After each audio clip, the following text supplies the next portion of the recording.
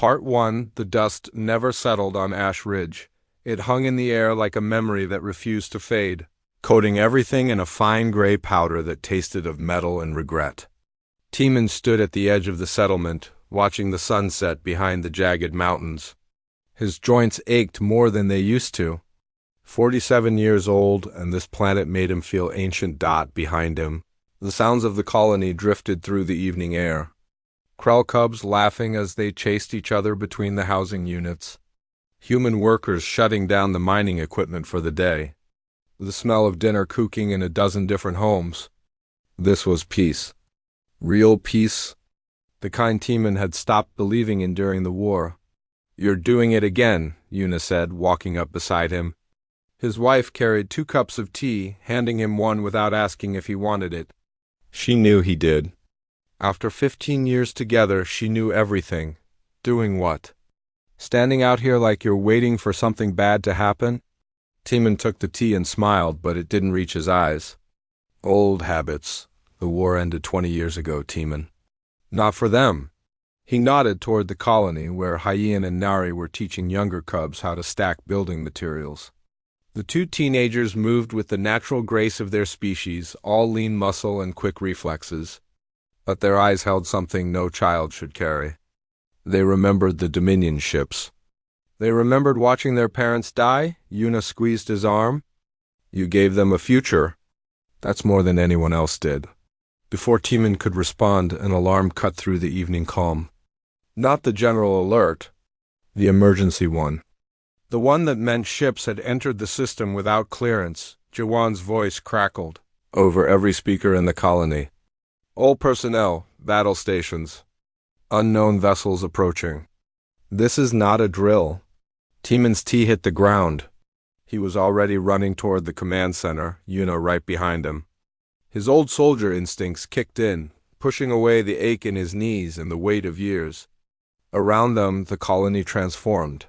Human workers grabbed weapons from emergency lockers. Krell adults herded cubs toward the shelters. The command center was chaos when they arrived. Jiwan stood at the main display, her face pale. It's them, she said without turning. 3 Dominion cruisers and a carrier. They're not even trying to hide it. Teeman's blood went cold. How long until they're in orbit?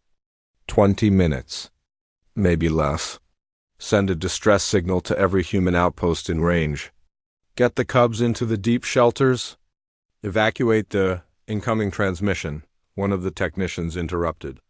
They're hailing us. The screen flickered to life. A Dominion officer stared out at them, all sharp angles and cold eyes. The translator rendered his words in flat, emotionless tones. Human colony designated Ash Ridge. You are in violation of Dominion territorial claims. Surrender all resources and personnel.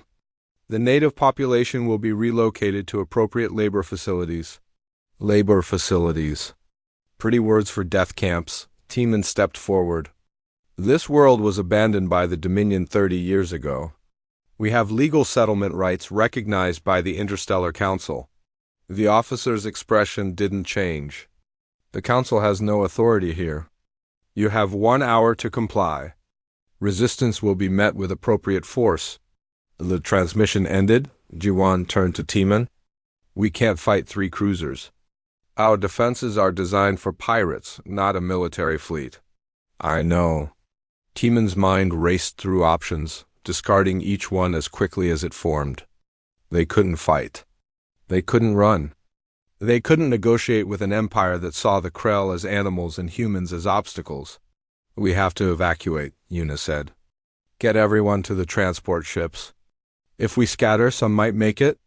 They'll hunt us down one by one, Jawan replied. Those cruisers have hunter-killer drones. We'd be lucky if 10% escaped. Teeman closed his eyes. 15 years. 15 years of building something good, something worth protecting. And now it was going to burn because an empire decided it wanted what they had. Get everyone into the shelters, he said quietly. All non-essential personnel. Lock them down? And then what? Gyuan demanded. Then we buy them time. Maybe our distress signal reaches someone. Maybe the council intervenes. Maybe we got lucky. No one believed him. He could see it in their faces. But they nodded anyway and moved to carry out his orders. The next 40 minutes passed in a blur. The Dominion ships descended from orbit, massive and terrible against the darkening sky. They didn't bother with a siege. They didn't need to. The first strike hit the mining facility, turning it into a crater of molten metal. The second destroyed the transport pad. AAMIN stood in the central square with G1 and 30 other humans who'd refused to hide. They held weapons that looked like toys compared to what was coming. Around them, the colony burned.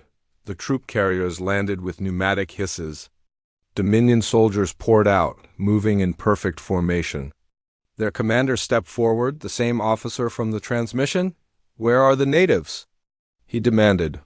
"Safe," Tiemann said. "Somewhere you'll never find them."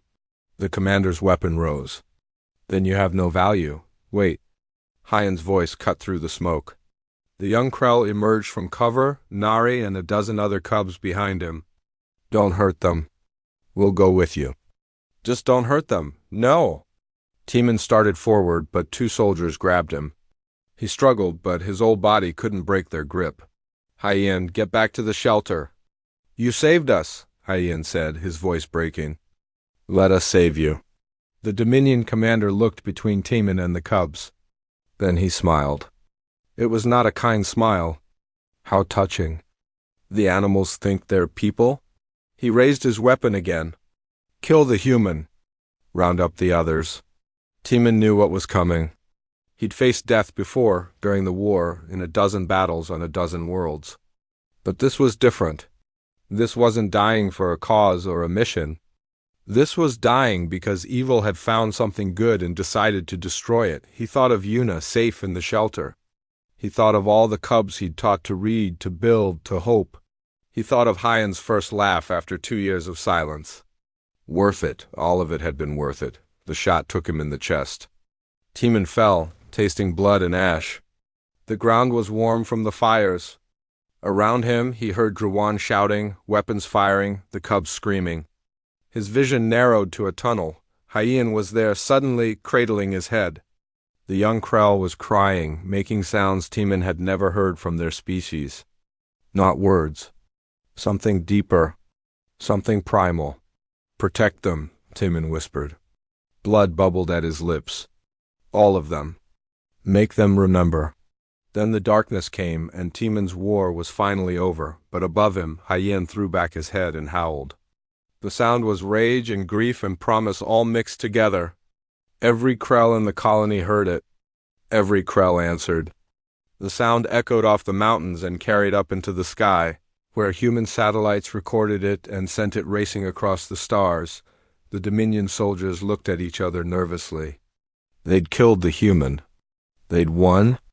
So why did it suddenly feel like they'd made a terrible mistake?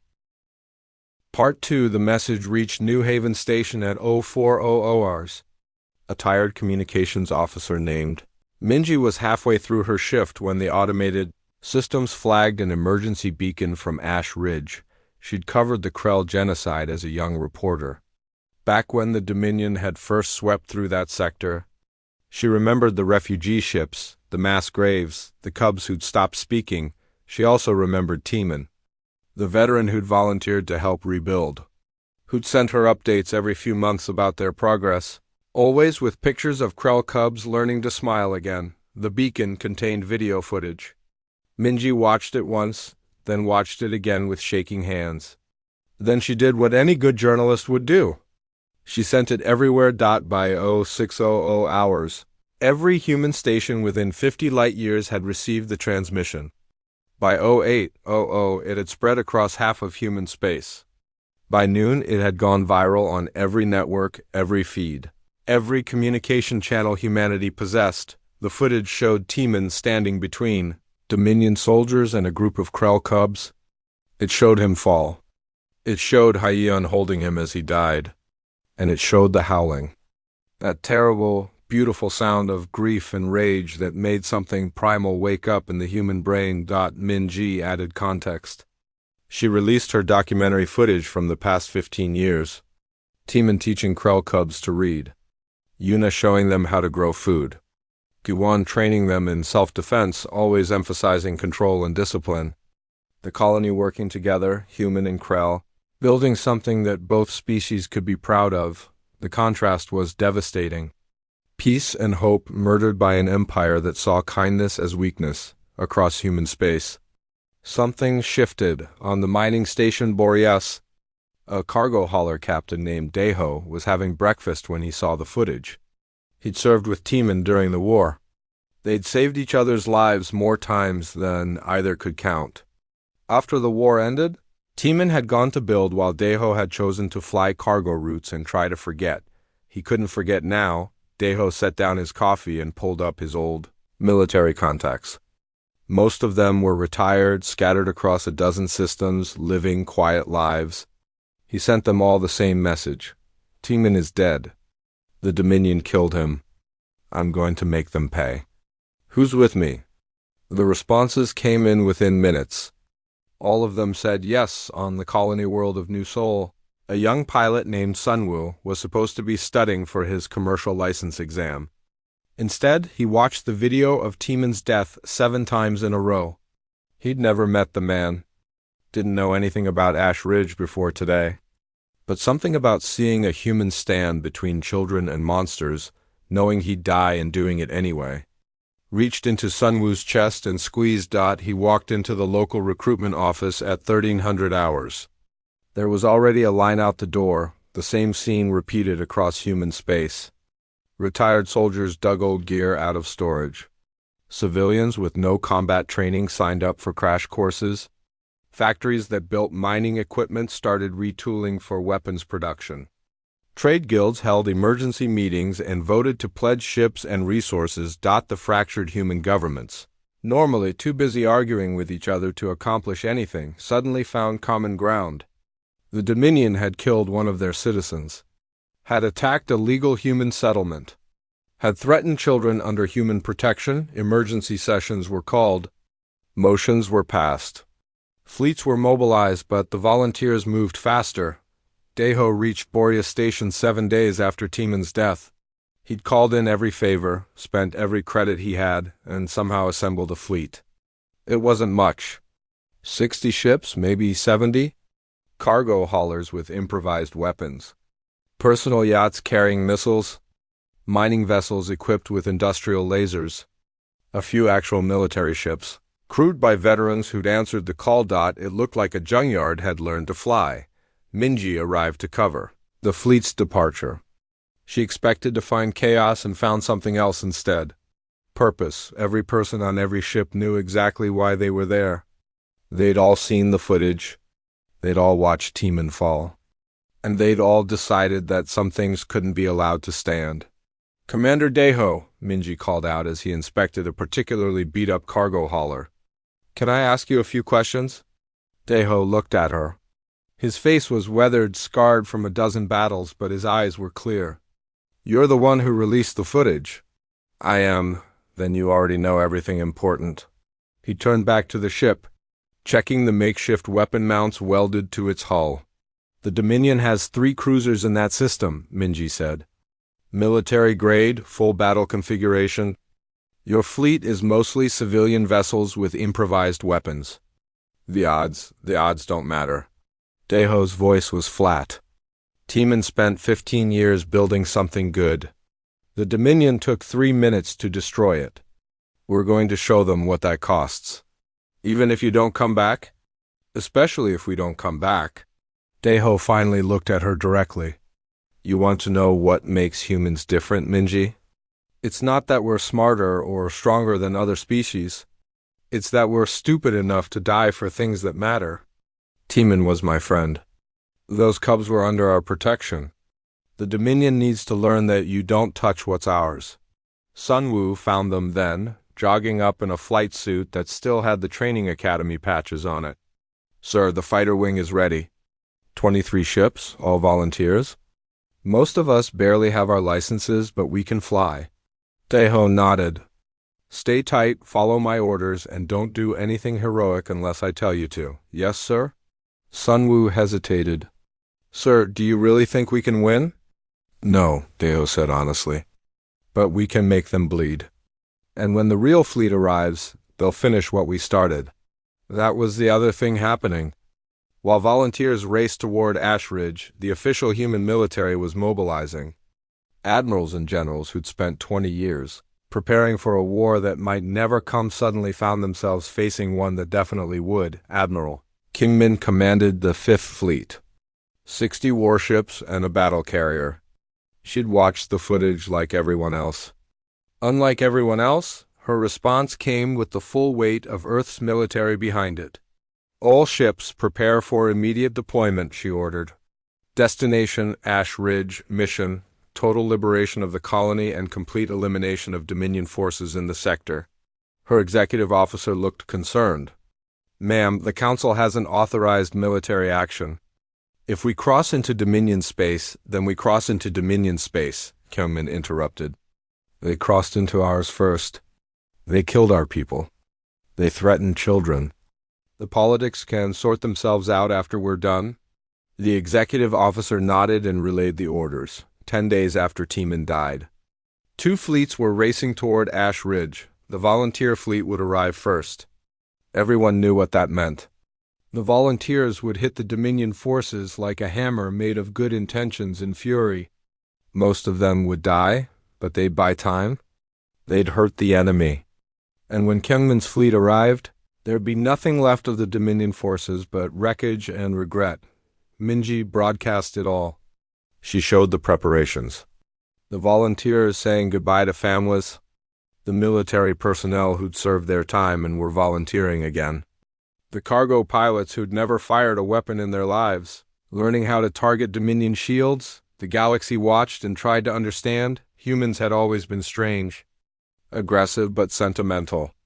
Territorial but willing to adopt outsiders. Dangerous but reluctant to fight. Other species had made assumptions based on those contradictions. They'd thought they understood what humans were. The Dominion was about to learn they'd been wrong. On Ash Ridge, the Krell cubs huddled in the ruins of their colony. The Dominion had penned them up like animals, waiting for transport ships to take them to the labor camps. Hyen still wore the dog tag Teeman had given him. The metal was cool against his fur. He couldn't stop seeing it. The way Teeman had fallen. The way the light had left his eyes, the way he'd smiled at the end, like dying to protect them, was exactly what he'd wanted. They're coming, Nari whispered beside him. The humans. I heard the guards talking. They're scared. Good, Hyen said. His voice had changed since that night, deeper, harder. They should be scared. Around them, the other cubs stirred. They'd heard the rumors too. The humans were coming. Not just a few, not just a rescue mission, an entire fleet. Maybe more than one. The humans were coming to make the Dominion pay, and somehow, even locked in cages, even surrounded by enemies, the Krell cubs felt hope again. Because Teeman had taught them one final lesson. He taught them that humans don't abandon their own. They come back. They always come back, and heaven help whatever's in their way when they do. Part 3. The transport pen stank of fear and unwashed bodies. Hyen pressed against the electrified bars, testing their strength for the 100th time. They hummed with power, enough to stun a full-grown Krell or kill a cub. The Dominion guards had demonstrated that on the first day. 3 cubs had tried to escape. Only 2 had survived the lesson. Nari crouched beside him, her ears flat against her skull. Stop it. You'll get yourself killed. Better than waiting for them to kill us slowly in their labor camps. Teeman wouldn't want you to throw your life away. Hyen's claws scraped against the metal floor. Teeman's dead because I was stupid. I should have stayed in the shelter like he ordered. He died protecting us. Don't make it meaningless by getting yourself killed. Before Hyen could respond, shouting erupted from the guard station. Dominion soldiers rushed past, weapons drawn. Something had them panicked. Hyen pressed closer to the bars, straining to hear. Multiple breaches in the perimeter. Can't be cubs? They're locked up. Check the human prisoner section. Then an explosion rocked the compound. The lights flickered and died. Emergency systems kicked in, bathing everything in red. The electrified bars went dark. Hyen stared at the bars for exactly 1 second. Then he hit them with his full weight. The metal bent. Not much, but enough. Nari, help me! Other cubs joined them, adding their strength. The bars groaned and gave way. Hyen squeezed through the gap, Nari right behind him. Around them, cubs poured out of their pens like water through a broken dam. Where do we go? One of the younger cubs asked. Hyen thought fast. Timon had taught them tactics during those long afternoons in the classroom. Never run blindly. Always have a plan. Always know your objective. The human prisoners, he said. If someone's attacking the compound, it has to be them. We find them, we fight together. They move through the chaos like ghosts. The Dominion soldiers were focused on the perimeter, where explosions continued to light up the night. No one expected the cubs to be free, let alone organized. Hyen led them through corridors he'd memorized during the march to the pens. Turn left at the processing station. Down 3 levels. Past the armory, he skidded to a stop. Wait, Nari, how many guards in the armory? Usually 4. Why, her eyes widened. No, we don't know how to use human weapons. We can learn. Hyen was already moving toward the armory door. Timon taught us maintenance on the colony guns. Same principles. The armory guards were absent, called to the perimeter like everyone else. The door was locked, but the explosion had damaged the power grid. Hyen found the manual override and yanked. The door opened with a hiss. Inside, racks of Dominion weapons gleamed under emergency lighting. The cubs stared at them with a mixture of fear and hunger. Take what you can carry, Hyen ordered. Priority on anything that looks simple. We don't have time for complicated. They armed themselves quickly. Most of the weapons were too large for Krell cubs to handle properly, but they made it work. Hyen grabbed something that looked like a rifle and a bandolier of power cells. The weight felt wrong in his hands. Timon's weapons had been tools. These were made only for killing. Good. The human prisoners were being held in a converted storage bay. Hyen expected more guards, but found only 2. They were focused on the explosions outside, arguing about whether to abandon their posts. Hyen didn't give them time to decide. He raised the rifle, remembered Timon's lessons about breathing and trigger control, and fired. The weapon kicked harder than he expected, and his shot went wide. But Nari's didn't. The first guard went down. The second spun toward them. Weapon rising. Then Jiwon kicked the door from inside and hit him from behind. The human security chief looked terrible. Bruised, bloodied, with one arm held stiff against her side. But her eyes were clear and sharp. She looked at the armed cubs and smiled. It was not a nice smile. About time, she said. I was starting to think we'd have to do this ourselves. Behind her, Yuna and 30 other humans emerged from the storage bay. They were in worse shape than Jiwon, but they all wore the same expression. The Dominion had made a mistake when they'd left these prisoners alive. What's happening? Yuna asked, grabbing Hyen in a quick, fierce hug. Are you hurt? Where are the others? We're breaking out, Hyen said.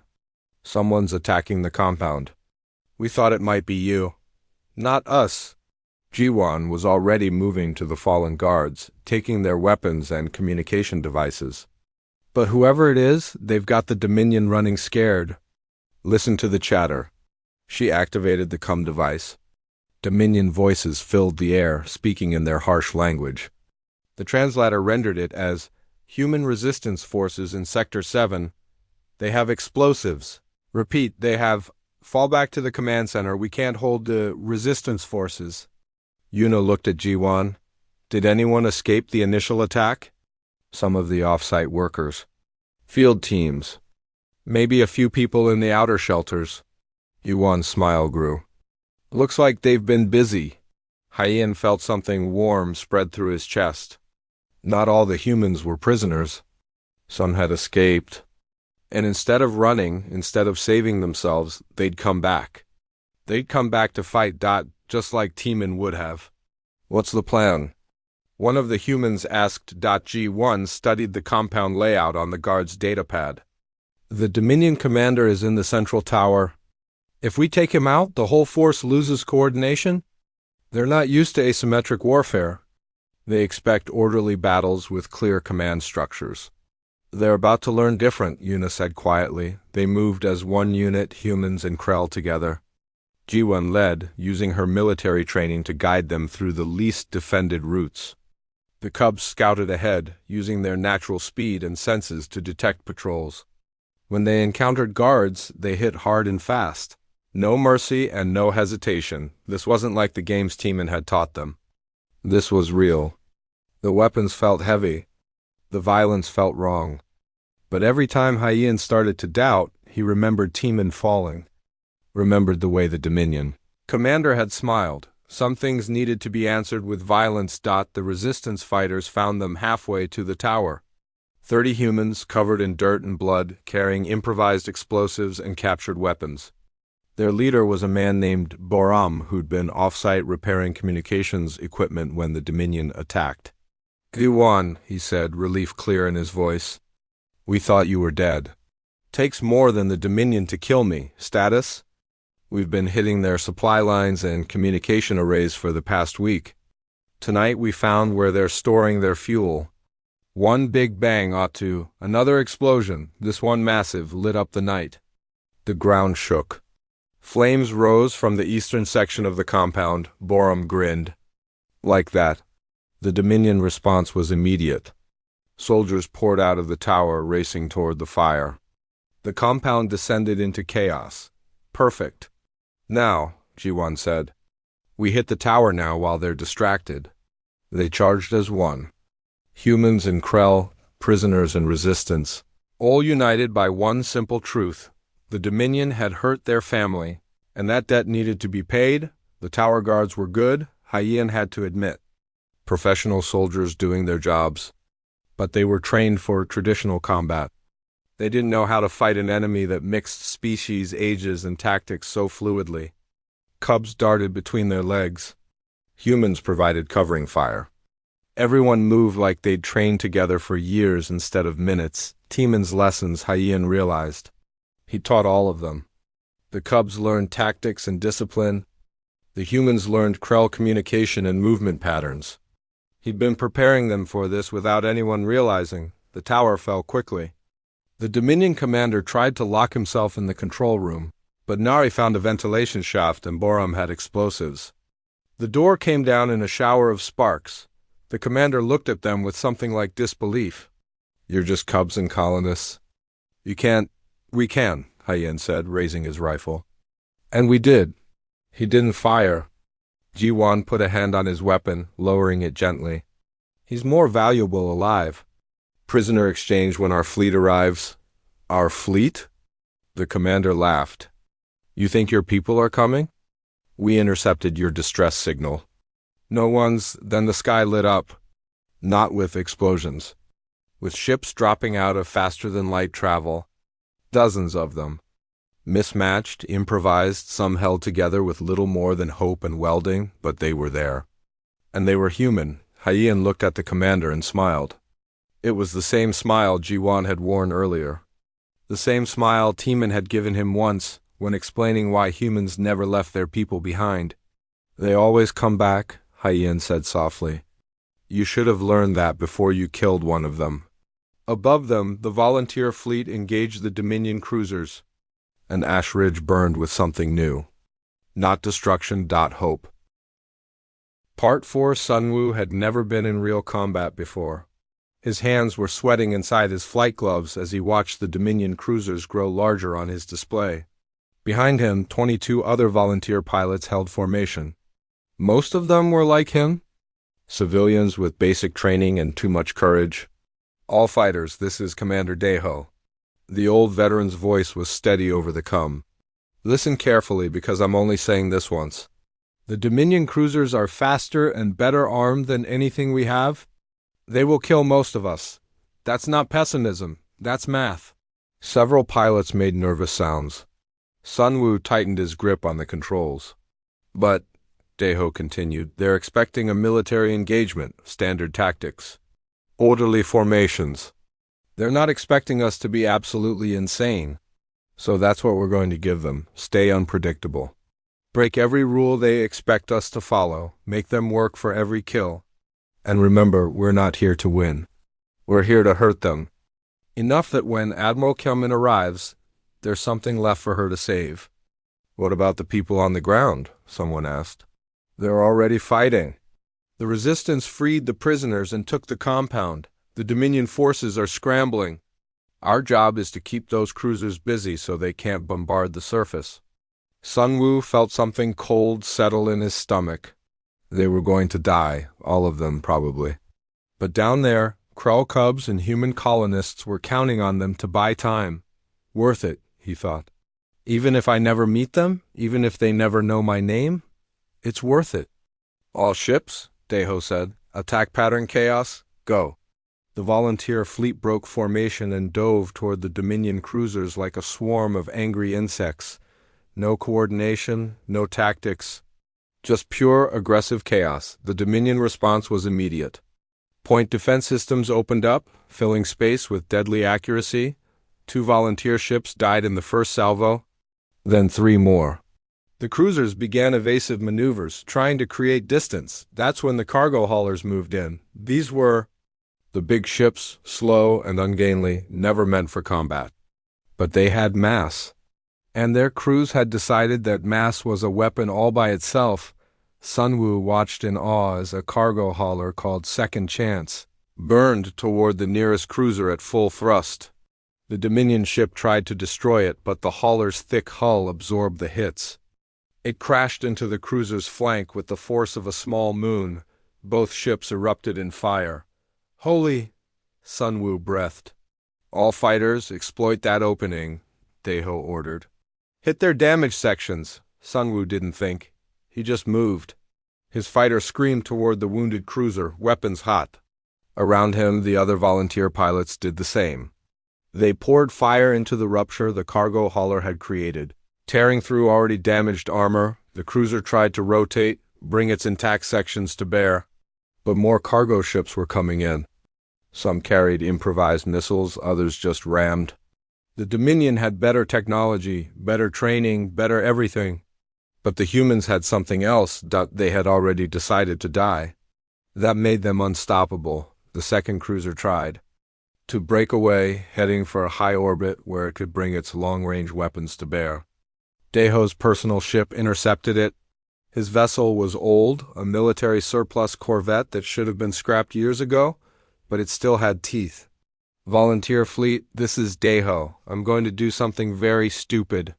When I give the word, target everything at coordinates I'm about to send. Sun Wu received the coordinates. They were centered on the cruiser's reactor section, heavily armored. Nearly impossible to breach without massive firepower. Sir, someone said over the comm, we don't have enough ordnance to... I know, Deho replied. His ship accelerated toward the cruiser, past the point of no return. But I do. Understanding hit Sun Wu like a physical blow. Commander, no. Tell them, Deho said quietly. Tell them we came back. Tell them humans don't forget. His ship hit the cruiser's reactor section at full burn. His remaining missiles detonated on impact. The volunteer fleet added their fire at the same instant. The combined force breached the reactor containment. The explosion was beautiful and terrible. The cruiser broke apart, its death throes lighting up the void. Sun Wu couldn't breathe, couldn't think, couldn't process what he'd just witnessed. Deho had been a legend. A veteran of a dozen campaigns, he'd survived the war when so many others hadn't, and he'd just thrown his life away to kill one ship. No, not thrown away, spent deliberately because down on the surface, people needed time. All remaining ships, a new voice said over the comm. It took Sun Wu a moment to recognize it as his own. Form up, we have one cruiser left. Commander Deho gave us our opening. Let's make it count. The volunteers rallied. They were down to 40 ships from the original 70, but they came together with renewed purpose. The third cruiser tried to run, but they didn't let it. They chased it across the system, harrying it, bleeding it, refusing to let it escape or regroup. When Admiral Kyungmin's fleet arrived 3 hours later, They found a battlefield. The volunteer fleet was down to 12 ships. The Dominion carrier was burning. 2 cruisers were destroyed. The third was crippled, its engines dead, atmosphere venting from a dozen breaches. And on the surface, the colonists and Krell cubs stood in the ruins of the Dominion compound, watching as human warships filled the sky. Kyungmin's command carrier was a city in space, massive and powerful. Her fleet spread out in perfect formation, weapons hot, prepared for a major engagement. What they found instead was a massacre. The Dominion forces were already beaten. The volunteers had done the impossible. This is Admiral Kyungmin to all Dominion forces in the system. Stand down immediately or be destroyed. You have 60 seconds to comply. The response came quickly. Surrender, total, and immediate. Kyungmin studied the tactical display. The volunteer ships drifted in loose formation, some barely holding together. The surface showed signs of heavy fighting. The compound was in ruins, but the colonists' life signs were strong. "Commander," she said to her executive officer, "get medical teams to those volunteer ships and contact the surface. I want to speak with whoever's in command down there." On Ash Ridge, Ji-won received the transmission in the captured command center. She looked at Yuna, at the Krell cubs, at the resistance fighters covered in soot and blood. They'd done it. Against all odds, against an empire, they'd survived. "This is Security Chief Ji-won. The colony is secure. Dominion forces neutralized. We have wounded but no critical casualties among the civilians." "Understood. We're sending down medical teams and security forces. Sit tight. You've earned it." Ji-won closed the channel and let herself slide down the wall to sit on the floor. Around her, the tension finally broke. People hugged. Some cried. Others just stood there, processing the fact that they were still alive. Hyein looked out the window at the human fleet. So many ships, all of them here because of Timan. Because one man had stood between children and monsters, and the entire human species had taken that personally. "He would have liked this," Nari said softly beside him. "No, he wouldn't," Hyein replied. "He hated violence. He spent 15 years trying to teach us there was another way. But he also taught us to protect what matters," Hyein nodded. That was true. Timan had been a complicated man. He'd wanted peace but understood that sometimes peace had to be defended. He taught kindness but also strength. He'd hoped for the best while preparing for the worst. And in the end, he'd shown them the most important lesson of all. That some things were worth dying for. The human landing craft began arriving within the hour. Medical teams, engineers, soldiers, they came in force, making it clear that Ash Ridge was under human protection now, permanently. Sun Wu's fighter was among the first to land. He stepped out on shaking legs, his flight suit drenched with sweat. A medic tried to check him, but he waved her off. He needed to see it. Needed to see what they'd fought for. The colonists gathered in the central square. Humans and Krell mixed. Together, treating each other's wounds, sharing what little food had survived. No one seemed to care about species. They'd fought together. Bled together. That made them family. A Krell cub approached Sun Wu, young, maybe equivalent to 12 human years. He wore a human dog tag around his neck. "You're from the fleet?" the cub said. "The volunteers. Did many of you die?" Sun Wu thought of Daeho, of the cargo haulers that had rammed Dominion cruisers, of the 58 ships that hadn't made it through the battle. "Yes, many." The cub was quiet for a moment. Then he did something unexpected. He took off the dog tag and pressed it into Sun Wu's hand. The metal was warm from his body heat. "This was Timan's," the cub said, "the human who died protecting us. I think he would want you to have it, to remember that it mattered, that we all mattered." Sun Wu closed his fingers around the tag. His vision blurred with tears he didn't try to hide. "We'll remember, all of us." "I promise." The cub nodded and walked away. Sun Wu stood there in the ruined square, holding a dead man's dog tag, and understood something fundamental about his species. Humans were dangerous. Everyone knew that. But what made them truly terrifying wasn't their capacity for violence. It was their capacity for love. Because when you threatened what a human loved, violence became inevitable. unstoppable, final. The Dominion had learned that lesson the hard way, and the galaxy was watching. Part 5 6 months later. Una stood at the memorial garden and watched the sun rise over Ash Ridge. The planet looked different now. The scars of battle were still visible, but new growth covered the worst of it. Human and Krell worked side by side, rebuilding not just what was lost, but something better. The memorial sat in the center of the new community hall. A simple stone marker with Timon's name and the names of the 58 volunteers who died in the battle. Fresh flowers surrounded it, replaced daily by colonists who'd never met most of the people listed there. He would have hated being the center of attention, Jawan said, walking up beside her. He would have, Una agreed. But he'd understand why we needed this, why they need this. She gestured to where Hyen and Nari were teaching a class of young cubs. Not just Krell anymore? Human children attended too, refugees from other colonies, orphans of the war that had followed. They learned together, played together, grew together. The war. That's what everyone called it now? The Ash Ridge incident had sparked something humanity hadn't experienced in decades. Unity, the fractured governments had come together. The independent colonies had pledged support. Trade guilds and corporations had set aside rivalries, all because one man had died protecting children, and his entire species had decided that couldn't stand. The Dominion Empire was collapsing. Not quickly, but inevitably. Human forces pushed into their territory system by system. Not to conquer, to liberate.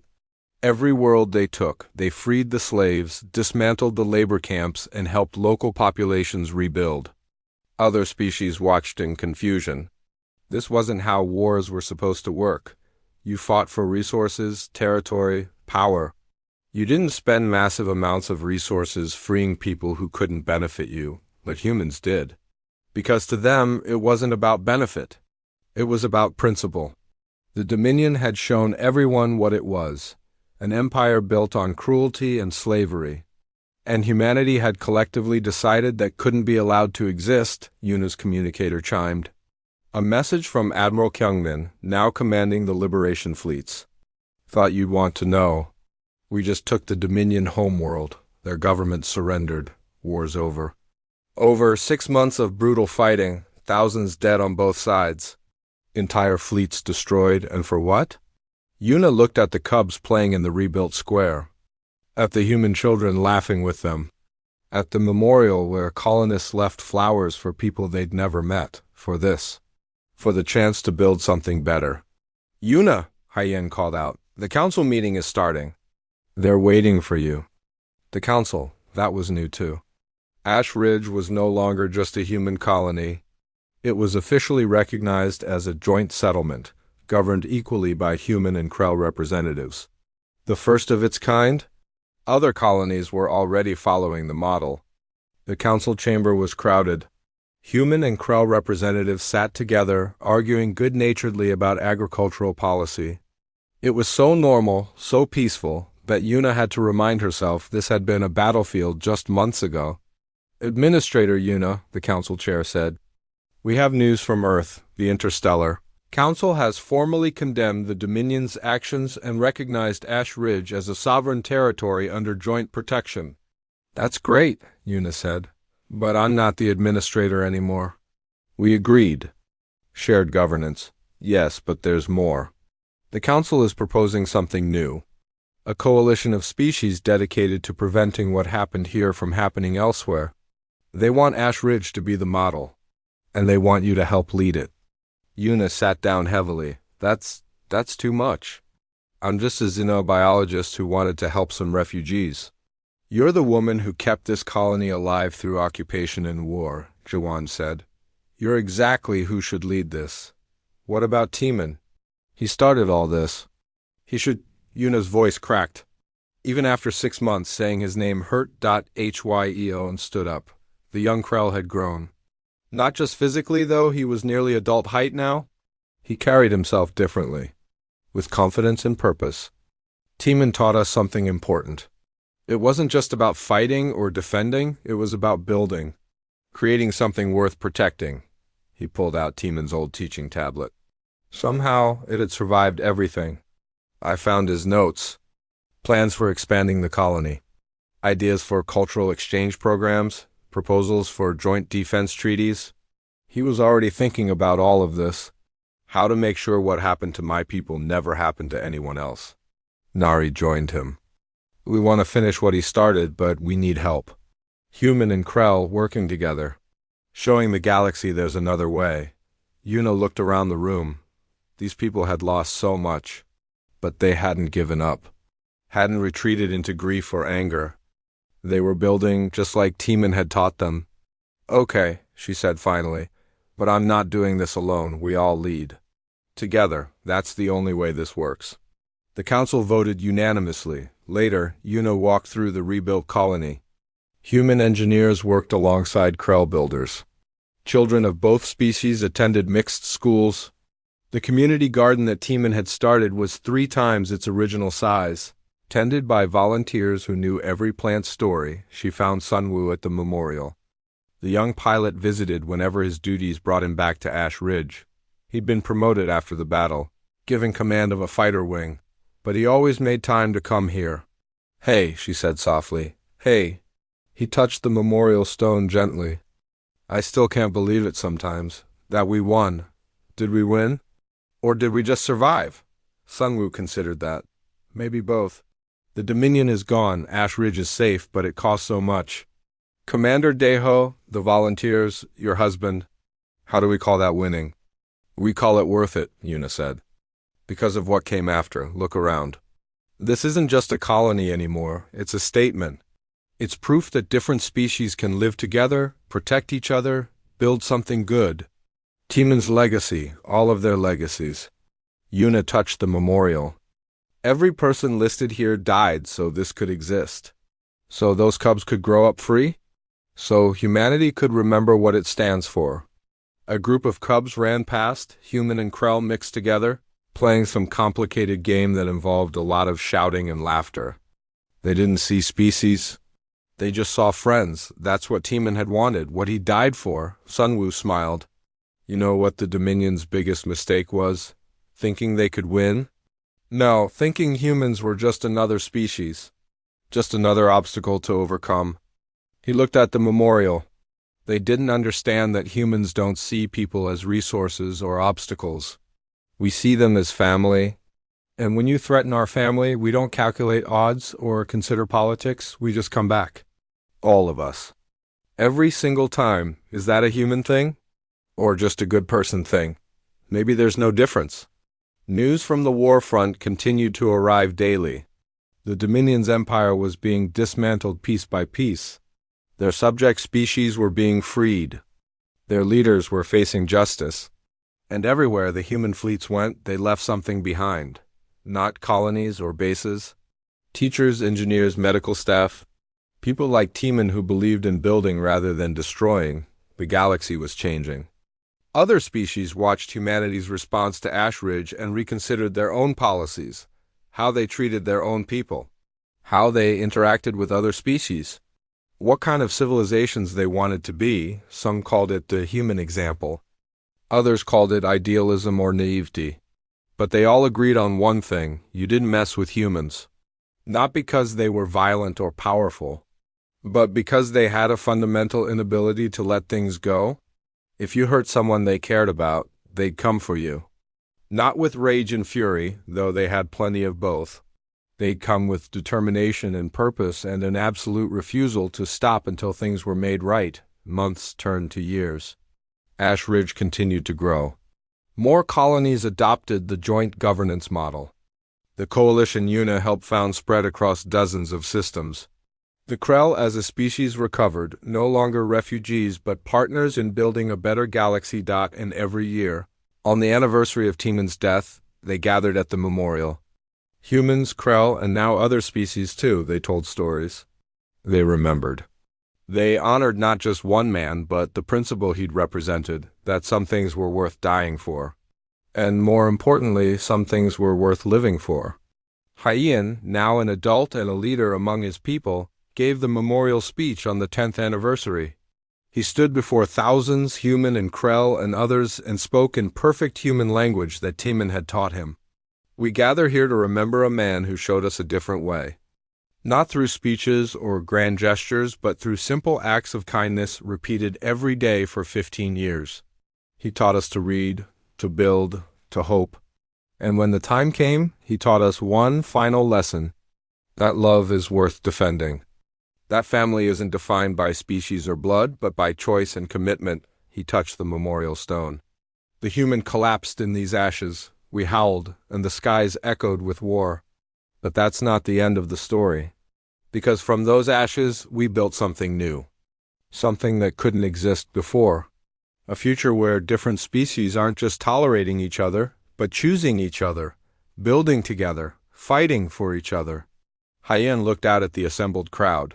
Timon was human. But his legacy belongs to all of us. Every species here. Every person who believes that kindness matters.